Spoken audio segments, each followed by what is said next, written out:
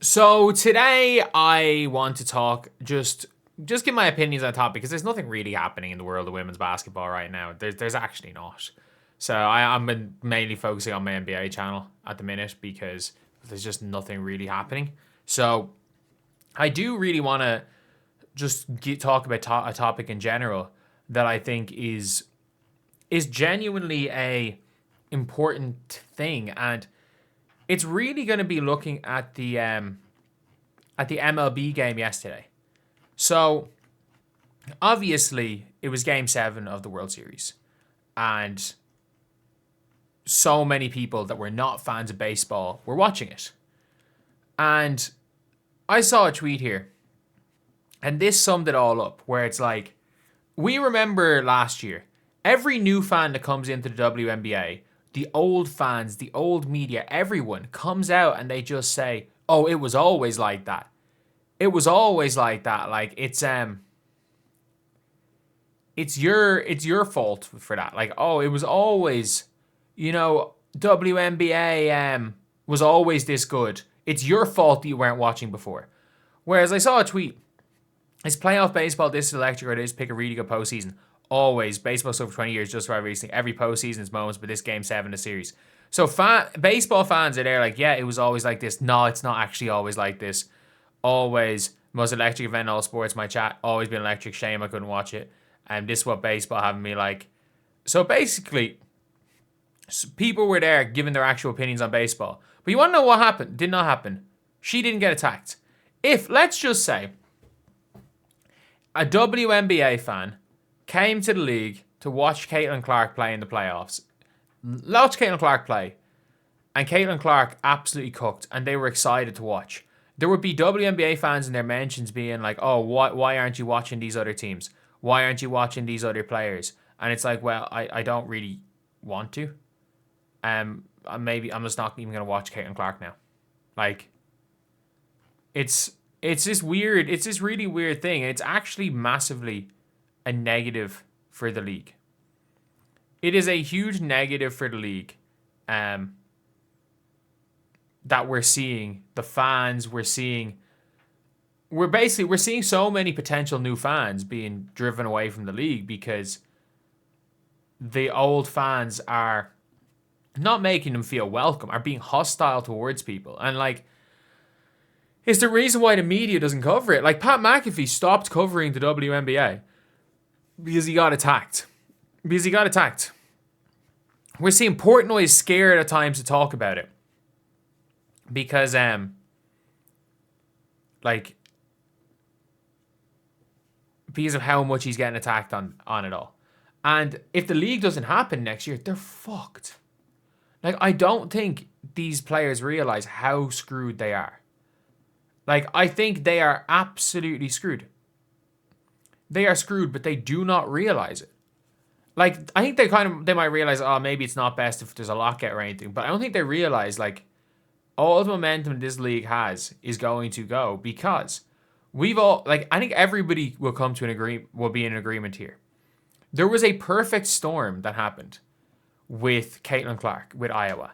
She went on that individual run during the 2023 kind of March run.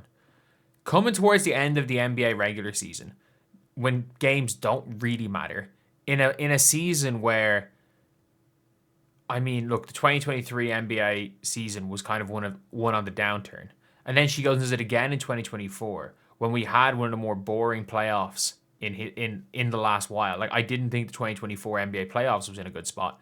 I didn't think the NBA. I don't think the NBA was in a great spot in the year 2024. Like, I don't think the NBA was in the greatest spot in 2024 either. And then 2025, Caitlin Clark wasn't quite as good. College women's basketball wasn't quite as good. Um, and now the NBA is in the best position the NBA has been in a decade. This is the most excited people have been for the NBA since Stephen Curry. Like, we have Victor Wembanyama. The way people are talking about Victor, like, do you guys remember in 2015, a decade ago, there was all the, oh, are the Warriors better than MJ's 95, 96 Bulls? And now it's like, is Wembanyama the best player? Will he be the GOAT? Would Wembanyama be the best player in X, Y, or Z's era?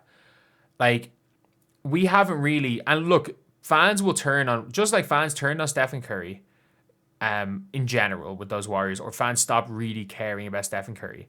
Fans stopped really caring about LeBron. Fans will eventually stop caring about Wemby, just like fans will eventually stop caring about Caitlin Clark.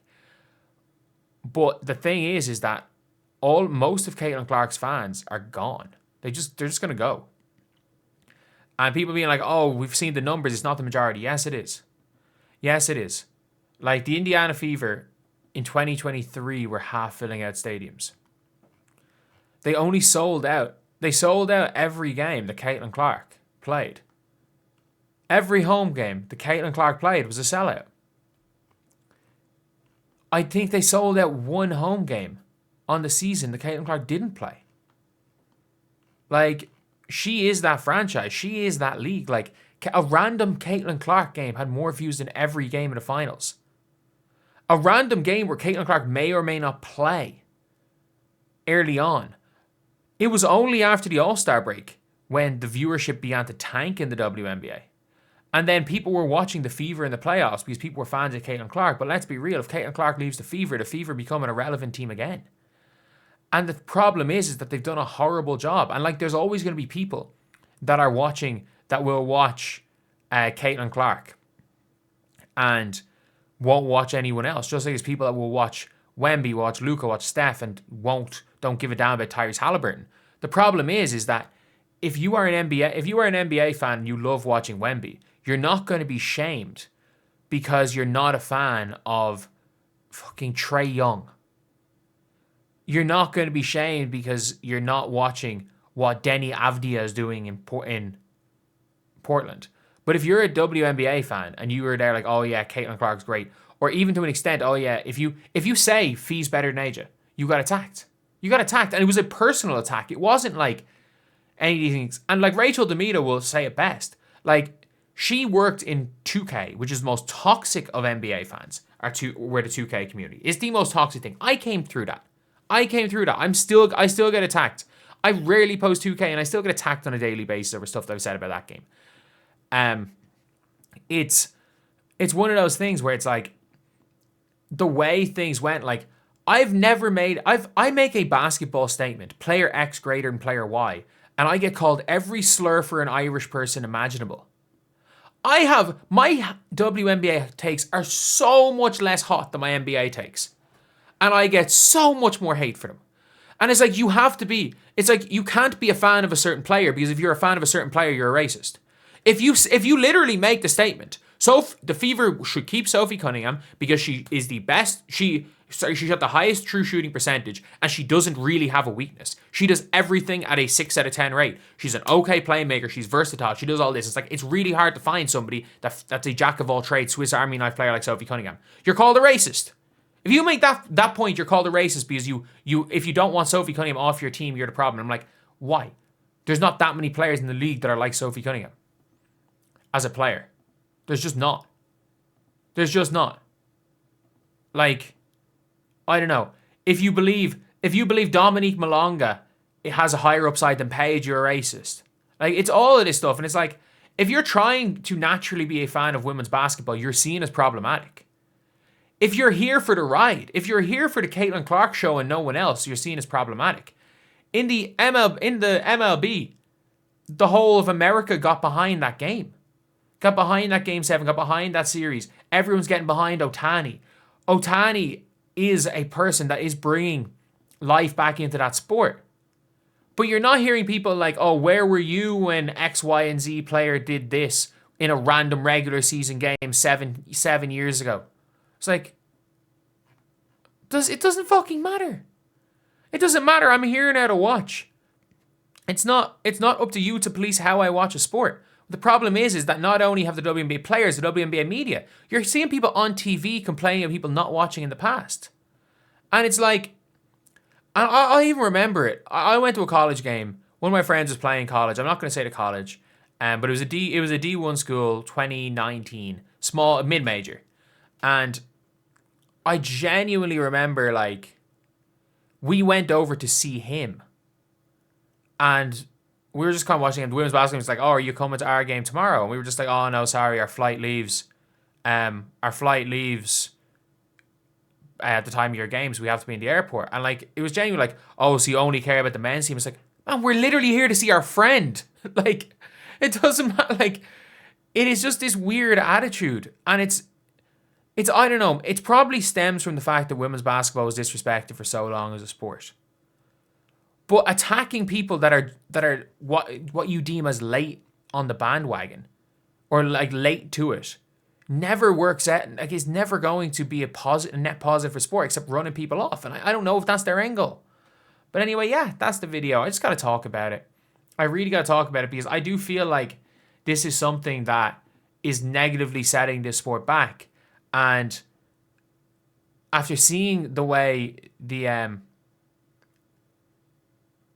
NBA are, sorry, not the NBA, the MLB fans aren't attacking people for watching their huge game and are for watching Ohtani and for getting into the sport because of that. Like, you didn't hear golf fans being like, when Tiger Woods came through, where were you when Nick Faldo won X, Y, and Z tournaments? Like, well, no, I want to watch Tiger. Like, they weren't out there calling people out for that. It's like, oh, you're only here for Tiger. It's like, okay, yeah, cool, you're here. You're here. This is growing the sport. This is great. You know, all those massive prize pools, they don't exist without Tiger. Live Golf, to an extent, doesn't exist without Tiger. These players getting paid hundreds of millions. Whatever you want to say about Live Golf, it's paying people. It's changing people's lives. So, yeah, I have to say it's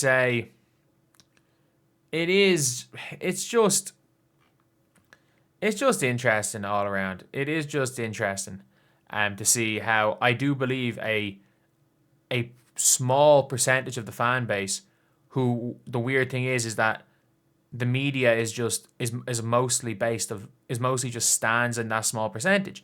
It's like the WNBA media when Shams broke a story. Instead of being like, oh my God, we're big time, like Shams is trying to get scoops for the WNBA, it's relevant enough for that. The WNBA media are calling it out, being like, oh, Shams, you shouldn't have posted it. You should have waited until someone who's actually in the WNBA media posted it. It's the weirdest attitude ever towards sports. It is genuinely the weirdest attitude ever. And it is setting the league back so much. So much.